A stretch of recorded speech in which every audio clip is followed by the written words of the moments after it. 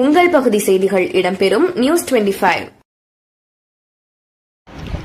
பூக்கடை சேட்டு தயாரிக்க action king Arjun நடிக்க கும்பகோணத்தில் ரிலீஸ் ஆனது தீயவர் குலை நடுங்க.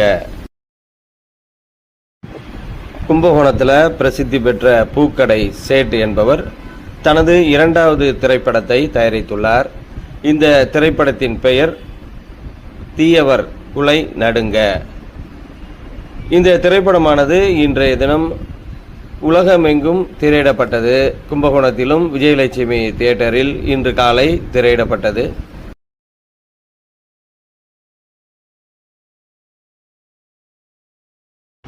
ஆக்ஷன் கிங் அர்ஜுன் நடிக்க நடிகர் திலகம் சிவாஜியின் மூத்த மகன் ராம்குமார் உள்ளிட்ட பிரபல நடிகர்களும் இந்த திரைப்படத்தில் நடித்துள்ளனர். ஆக்ஷன் கிங் அர்ஜுன் படம் என்றாலே த்ரில்லிங் இருக்கும்.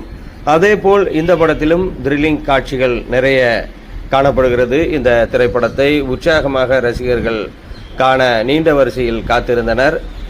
தயாரிப்பாளர் சேட்டு அவர்களுடைய நண்பர்களும் காத்திருந்து இந்த திரைப்படத்தை கண்டு ரசித்தனர்.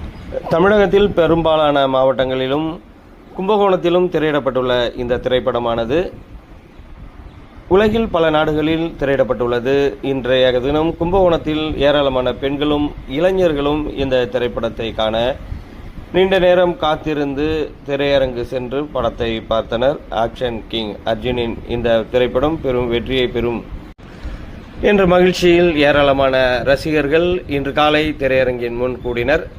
தொடர்ந்து விஜயலட்சுமி தியேட்டரில் படம் திரையிடப்பட்ட பின் தயாரிப்பாளர் பூக்கடை சேட் மற்றும் நண்பர்கள் ரசிகர்களுடன் திரையரங்கில் அமர்ந்து அர்ஜுன் நடிக்க தீயவர் குலை நடுங்க திரைப்படத்தை கண்டு ரசித்தனர்.